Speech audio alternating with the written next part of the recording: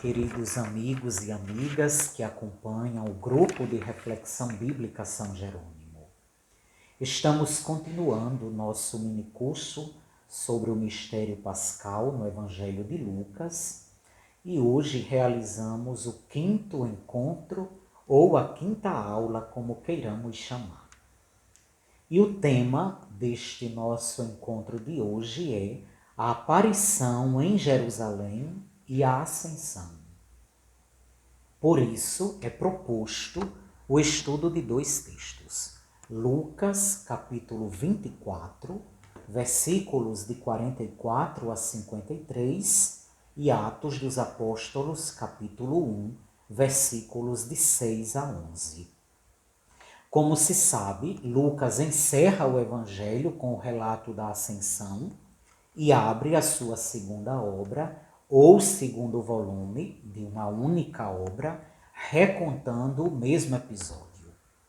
Isso quer dizer que ele narra a ascensão 2 vezes, o que vem a ser um indicativo da importância que ele dá a este evento. E, por sinal, ele é o único autor do Novo Testamento que narra a ascensão. Nós temos um pequeno aceno a este episódio no epílogo do Evangelho de Marcos, mas um relato elaborado nós só temos na obra de Lucas, e isso 2 vezes. E estes 2 textos que nós queremos estudar hoje, eles serão lidos na liturgia do próximo domingo, como primeira leitura e evangelho, respectivamente. Na liturgia do domingo, o texto de Atos será lido dentro de uma sequência maior. A primeira leitura, que é tirada do primeiro capítulo, ela começa no versículo 1 e vai até o versículo 11. Enquanto neste nosso estudo selecionamos apenas os versículos de 6 a 11.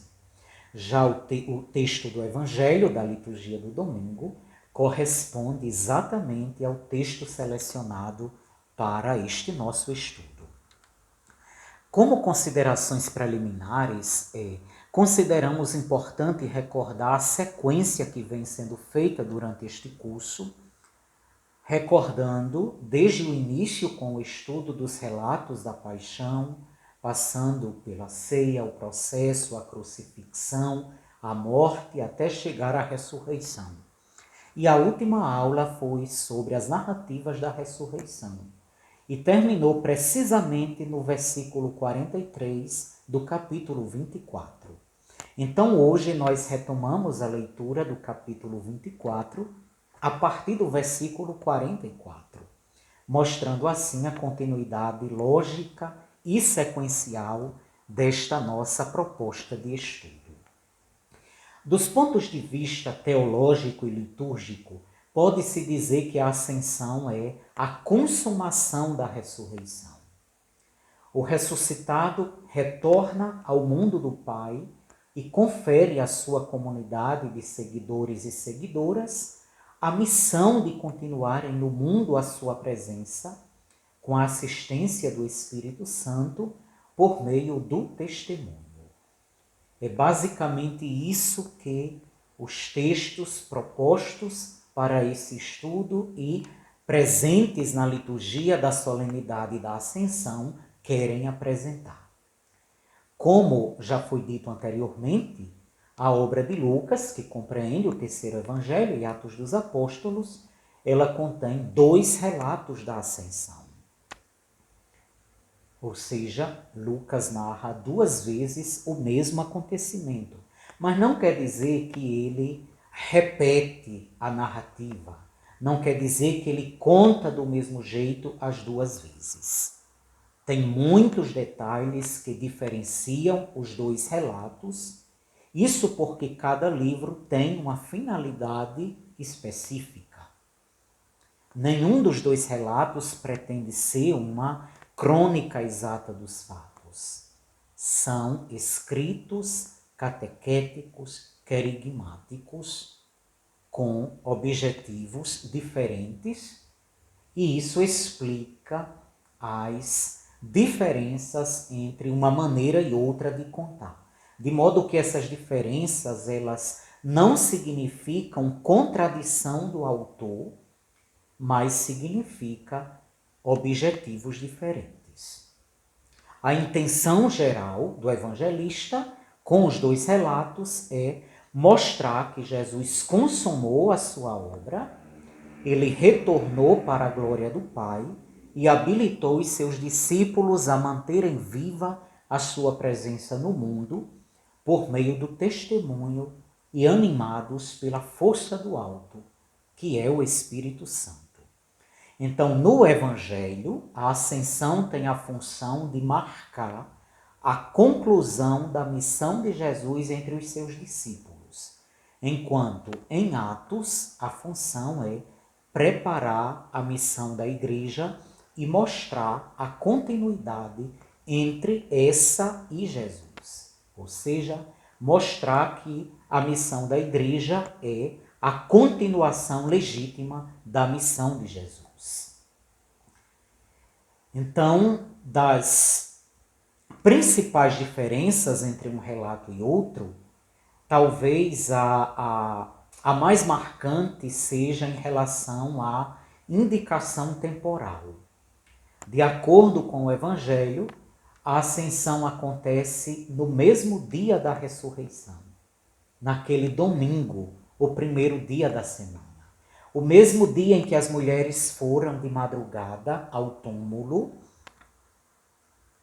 o mesmo dia em que, no cair da tarde, aqueles discípulos, aparentemente tristes, caminhavam de Jerusalém em direção a Emaús. Por sinal, esse texto do Evangelho que nós hoje estudamos é ainda a sequência daquele episódio dos discípulos de Emaús. Após se manifestar aos dois que retornavam desiludidos de Jerusalém, posteriormente a Simão, o Senhor se manifestou também aos demais discípulos que estavam reunidos no cenáculo em Jerusalém naquele mesmo dia. Já em Atos, a ascensão acontece depois de um período de 40 dias, nos quais Jesus apareceu aos discípulos e ensinou-lhes sobre o reino de Deus. É um dado que diferencia, apresenta um outro contexto em relação ao relato do Evangelho, mas mostra uma intenção diferente do evangelista com este dado novo, digamos assim. A missão de Jesus no início do Evangelho, por exemplo, ela foi preparada por um período de 40 dias, quando Jesus esteve no deserto, sendo tentado por Satanás. Então Lucas repensa, antes de descrever a missão da igreja em Atos, e coloca também um período de 40 dias como um tempo pedagógico, um tempo de preparação dos discípulos para continuarem a missão, claro, um fato que se tornará concreto após receberem o Espírito Santo em Pentecostes. Então, assim como Jesus teve um período de 40 dias de preparação para o seu ministério, também a igreja, também os discípulos passam, após a ressurreição, um período de 40 dias de preparação para continuarem a missão conferida por Jesus.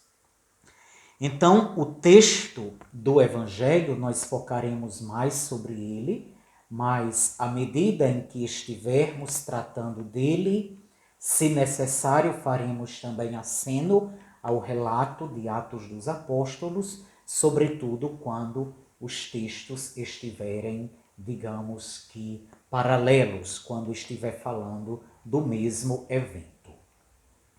Então, esse texto do Evangelho estudado hoje, que começa no versículo 44, é a sequência ainda daquele episódio dos discípulos de Emaús. Então, em Jerusalém, Jesus se manifesta aos seus discípulos reunidos, lhes transmite a paz, pois eles estavam assustados, mostrou os estigmas de crucificado, pediu algo para comer, já que os discípulos não tinham segurança se era mesmo ele, imaginavam até que fosse um fantasma. Então Jesus dá provas, sinais de que não é um fantasma, dá provas concretas, quer dizer, de que não é um fantasma, mas é uma pessoa viva, que come, que convive, que traz as marcas de crucificado. E, após dar aos discípulos essa certeza, ele começa a catequizá-los à luz da Escritura. E é aqui o ponto de partida do texto que hoje nós estamos estudando ou lendo antecipadamente, já que ele será lido na liturgia do próximo domingo. Diz no primeiro versículo: Jesus disse-lhes estas coisas. São estas coisas que vos falei quando ainda estava convosco. Era preciso que se cumprisse tudo o que está escrito sobre mim na lei de Moisés, nos profetas e nos salmos. Então Jesus se apresenta como o cumprimento das Escrituras. Os discípulos já estão habilitados a essa compreensão, uma vez que o próprio Jesus abriu-lhes a inteligência para essa compreensão. Então, é esse o ponto de partida deste relato. Não compreende o relato da aparição como um todo, mas a sua continuidade. Uma parte desta explicação de Jesus a respeito de si, com base no que dizia a Escritura. Então, só aceita Jesus como Messias quem tem familiaridade com a Escritura. Só aceita participar do convívio da nova comunidade que Jesus quer fundar quem tem essa familiaridade com as Escrituras, e só é possível compreender as Escrituras fazendo experiência com o ressuscitado. É isso que fazem os discípulos, ajudados por Jesus. Eles, os discípulos, ainda estavam naquele momento apreensivos, decepcionados com os últimos acontecimentos, mas eles olham, acolhem o final da vida de Jesus como o cumprimento das Escrituras. E isso abre a perspectiva. O Messias sofredor, aquele que fora crucificado, não era um amaldiçoado, mas sim o Messias, o ungido, o enviado de Deus, o Senhor da história. E é de acordo com a recordação das Escrituras que emerge, que surge a missão da comunidade, que consiste no anúncio e no testemunho. Então, nos versículos 47 a 48, Jesus diz o que é que os discípulos devem fazer: anunciar a conversão e o perdão dos pecados a todos os povos, começando por Jerusalém, e os discípulos serão os autores desse anúncio, mas não como meros propagadores, e sim como testemunhas de tudo isso. Então aqui Jesus resume, a sua missão, que foi anunciar o perdão, anunciar a misericórdia, restaurar vidas. E agora ele transmite aquilo que for a sua missão como missão da sua comunidade, como missão dos seus seguidores, começando por aqueles primeiros, mas estendendo-se aos discípulos e discípulas de todos os tempos. O elemento primordial da missão é oferecer a reconciliação a todos os povos. Nada de proselitismos nem de doutrinação. A primeira tarefa da comunidade cristã é oferecer ao mundo o amor misericordioso de Deus, como Jesus fez durante o seu curto ministério. E Lucas fez disso o tema central do seu evangelho. A misericórdia, o acolhimento aos pecadores, a atenção aos sofredores. E agora, a comunidade, ele vai dizer que cumpre a sua missão quando assume, quando faz, quando age, conforme tenha sido o agir de Jesus. Então, todos os povos vão ser beneficiados da ressurreição de Jesus. Quais são esses benefícios? O primeiro de todos é a conversão, é a reconciliação, é a misericórdia de Deus que deve chegar a todos os povos, a todos os lugares. E isso começa em Jerusalém. E isso é também um dado muito significativo. Começando por Jerusalém, diz ele. Jerusalém, que era a cidade símbolo do poder, símbolo da religião, ela é também necessitada, e a primeira a necessitar de reconciliação, a necessitar de misericórdia. É nela que os discípulos vão espalhar primeiro a misericórdia de Deus. Em Atos, no texto que também é proposto para esse nosso estudo, no versículo 8 do primeiro capítulo, quando Jesus promete aos discípulos o Espírito Santo, ele diz: vós sereis minhas testemunhas em Jerusalém, em toda a Judeia e na Samaria, até os confins da terra. Então, neste versículo 8 do primeiro capítulo de Atos está o programa da igreja, digamos assim, o programa do livro de Atos, que é o testemunho dado pelos discípulos, começando por Jerusalém. Jerusalém é onde mais há necessidade desse testemunho, porque era a cidade onde se matava em nome de Deus. É a cidade que mata profetas, como denunciou Jesus antes. E é, portanto, nessa cidade onde mais se necessita da misericórdia de Deus, da conversão, que é uma mudança de mentalidade, uma mudança de perspectiva. Então, em Jerusalém, imaginava-se que bastava o ritualismo, o sacrifício de animais, e Jesus diz que é em Jerusalém que deve começar o testemunho, que deve começar a, digamos, a irradiarem uma vida, pela vida, o amor e a prática de Jesus para também Jerusalém ser reconciliada com Deus. Então, os discípulos têm essa missão de serem os responsáveis pelo prolongamento no tempo e na história do agir de Jesus. Mas eles não poderiam cumprir isso sozinhos.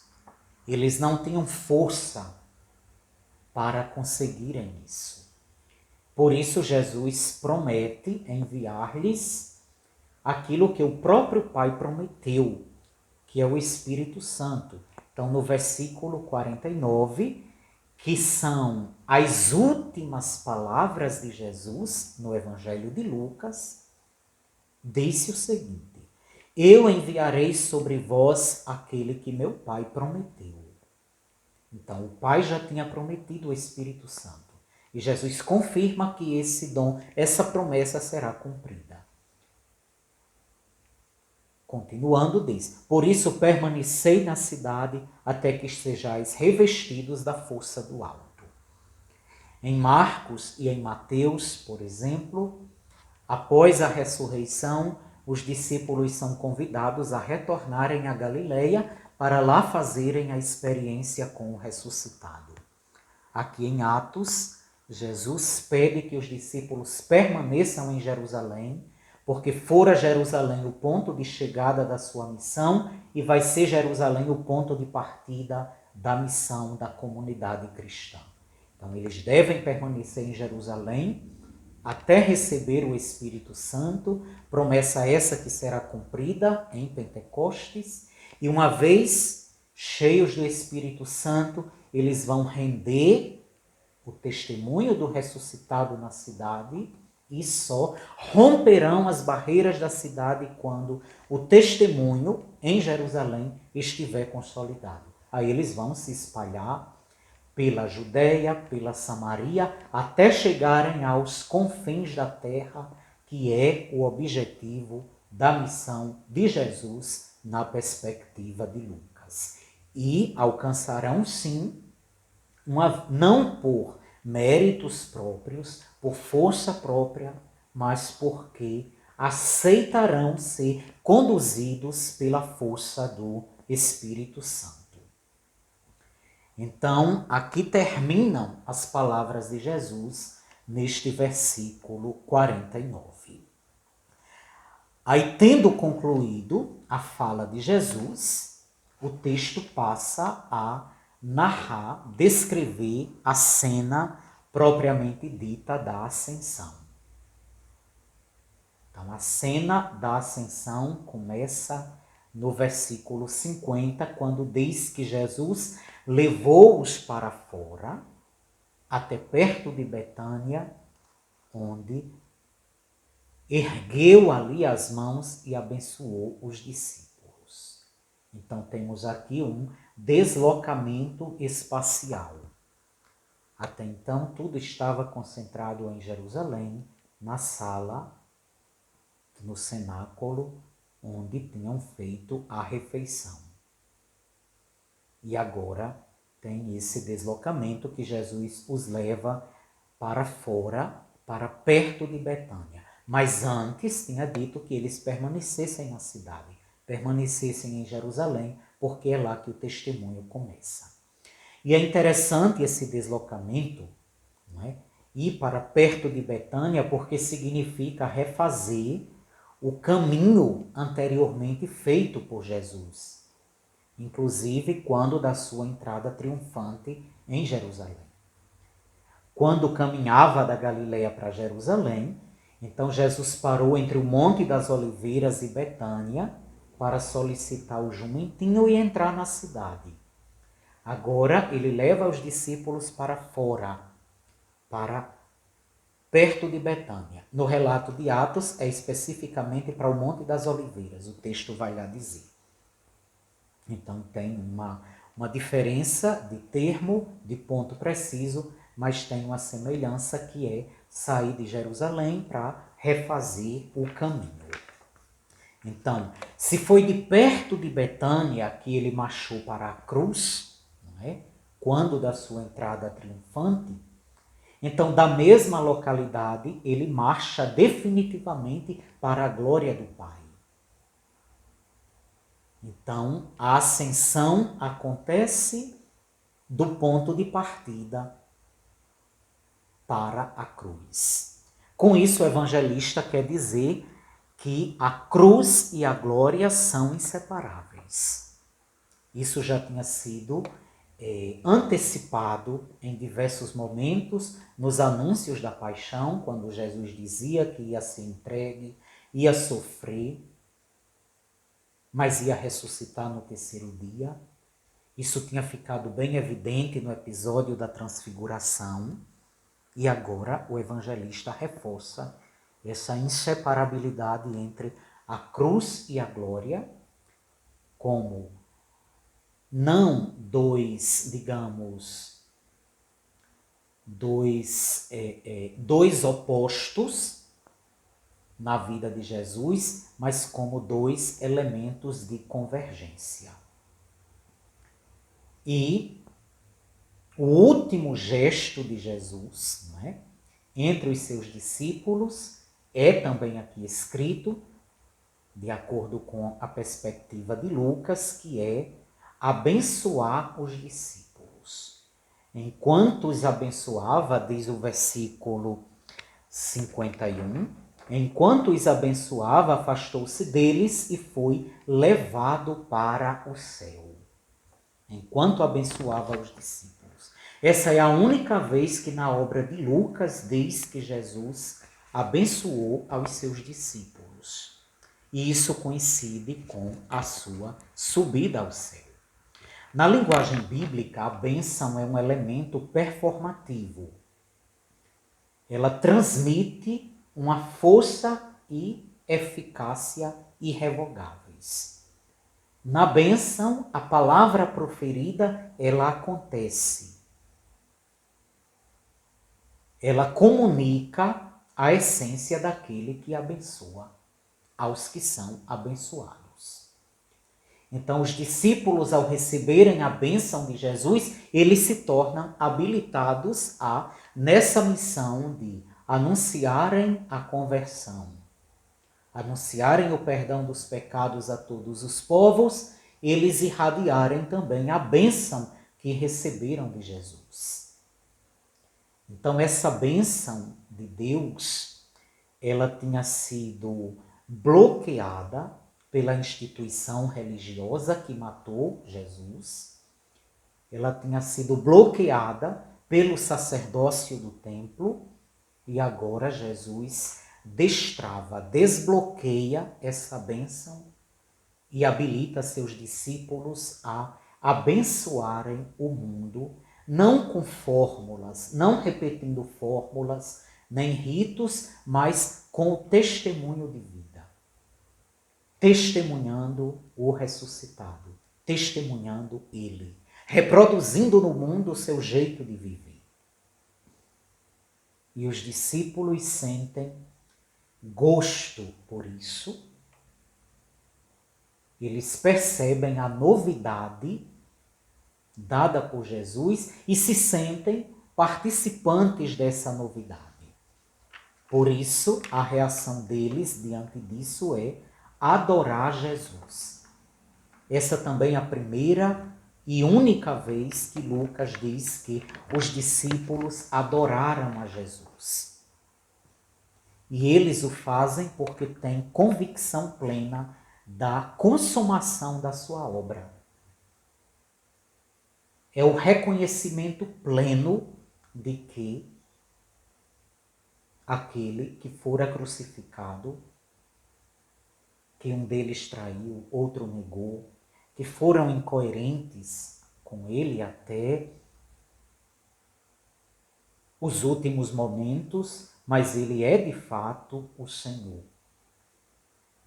É de fato o Senhor e está alcançando a sua glória, está consumando, realizando plenamente a sua obra com esta introdução definitiva no mundo do Pai. Então os discípulos chegam à conclusão de que Jesus é de fato o Salvador. Não é mais um mestre admirável apenas. Não é mais um homem de palavras bonitas. Mas é o Salvador. É o Senhor. É o Redentor. E sabendo que Jesus é o Salvador, eles expressam com isso uma grande alegria, que é um sentimento semelhante àquele dos pastores, quando receberam o anúncio do nascimento de Jesus, lá no início do Evangelho. Então, a alegria grande, como Lucas aqui enfatiza, ela é uma característica essencial do discipulado de Jesus, na perspectiva do terceiro Evangelho. Então essa alegria tinha sido antecipada ainda por Maria, sobretudo com o seu grande canto, pelos pastores e pelos anjos, e agora essa alegria toma conta dos discípulos e através deles também se estenderá por todo o mundo. Essa alegria é sinal de liberdade. O medo foi embora. Os discípulos agora se sentem livres, por isso alegres para testemunhar o ressuscitado. Sabem que não perderam tempo enquanto o acompanharam durante o ministério na Galileia até aquele momento. Se sentem aliviados porque fizeram a opção correta, não obstante as incoerências até então. Então essa alegria quer dizer que eles estão agora sim dispostos a assumir os desafios e as consequências da missão. Não por capacidades próprias, mas porque têm consciência de que, têm certeza de que eles vão ser habilitados pelo Espírito Santo, aquela força do alto prometida por Jesus.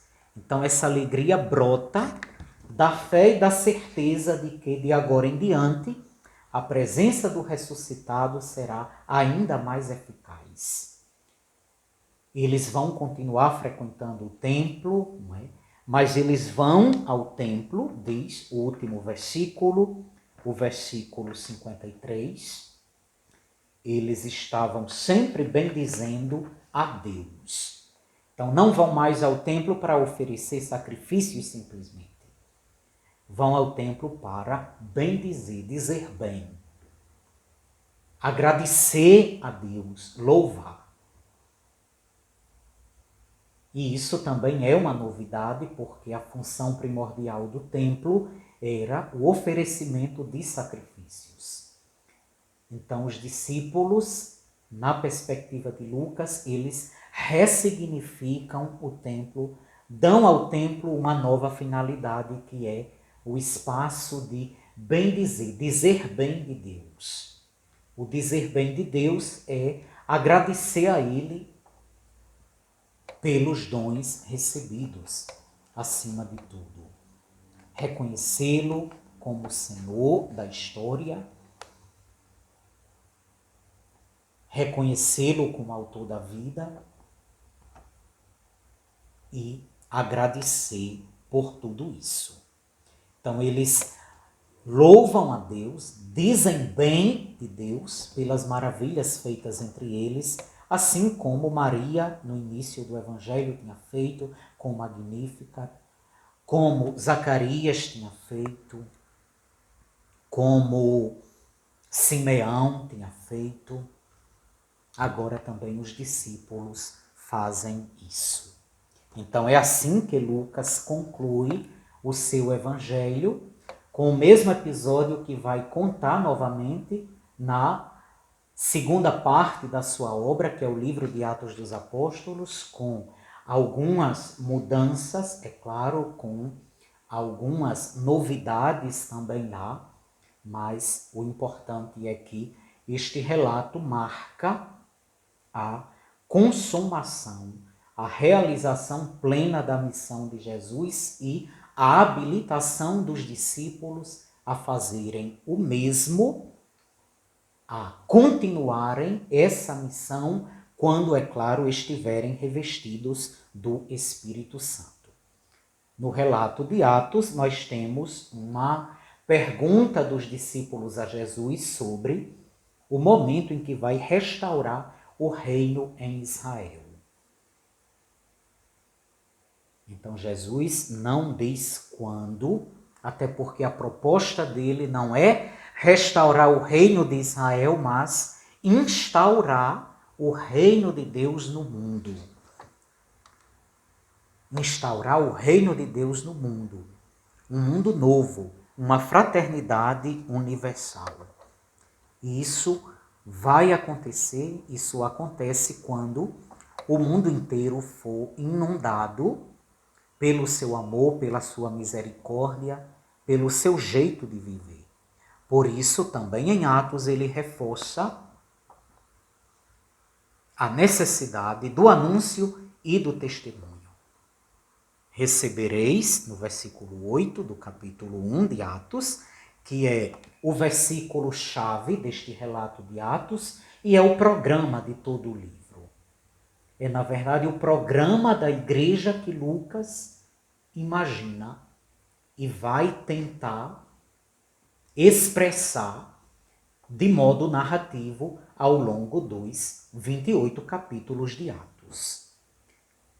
Recebereis o poder do Espírito Santo, que descerá sobre vós para serdes minhas testemunhas, em Jerusalém, em toda a Judéia e na Samaria e até os confins da terra.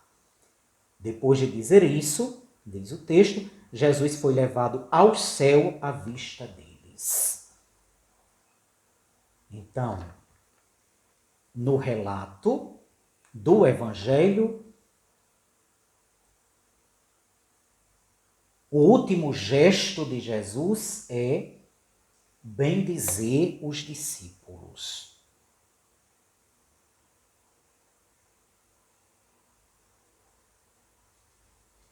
Não é? Aqui em Atos não tem esse gesto, mas tem essa promessa que, de certo modo, coincide com as últimas palavras dele no Evangelho, cujo centro é a promessa do Espírito Santo. Lá em Atos, no Evangelho, ele diz: enviarei sobre vós aquele que meu Pai prometeu. Em Atos, recebereis o poder do Espírito Santo que descerá sobre vós. E aqui ele traça o programa da igreja, o programa do livro, que é o testemunho, começando por Jerusalém, espalhando-se aos poucos até chegar aos confins da terra. E o livro termina com a chegada de Paulo a Roma, também anunciando o reino de Deus.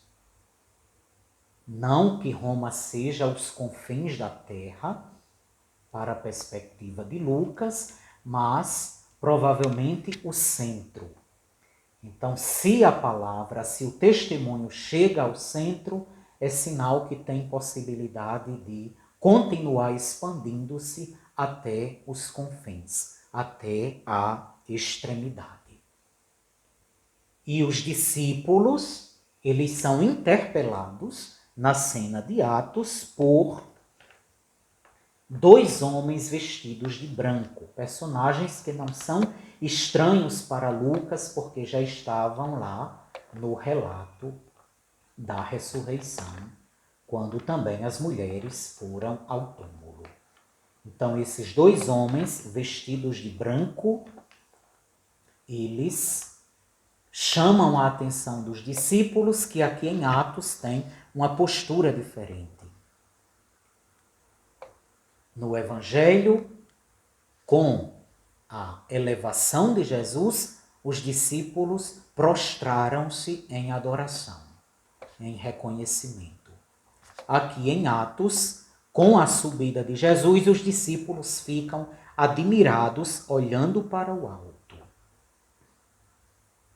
E os homens que aparecem, os mensageiros divinos, eles questionam a postura dos discípulos.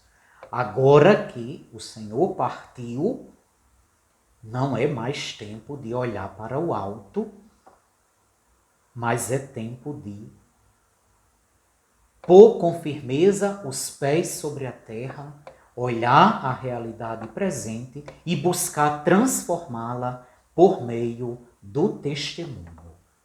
Então, é isso que a gente espera que a festa, a solenidade da Ascensão, ela desperte em nós o desejo de não ficarmos olhando para o alto como mero saudosismo, mas que sejamos interpelados a lutar para a vida de Jesus, o seu jeito de viver, os seus ensinamentos sejam de fato seguidos, observados e assim o mundo transformado.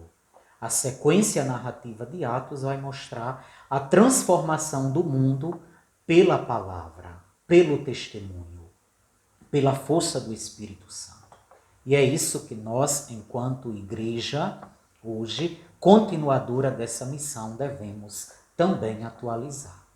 Então, obrigado a vocês pela paciência, pela atenção. Peço desculpas pela a pouca disponibilidade de recursos didáticos, recursos visuais. Certamente foi muito cansativo somente pela palavra, mas que sejamos animados por esta palavra, fonte de nossa reflexão, fonte de nossa inspiração, e que possamos dar continuidade à missão do ressuscitado, tão bem iniciada pelos discípulos de primeira hora, como Lucas mostra no decorrer de Atos, e que possamos sentirmos-nos atraídos, convencidos a retornar às origens.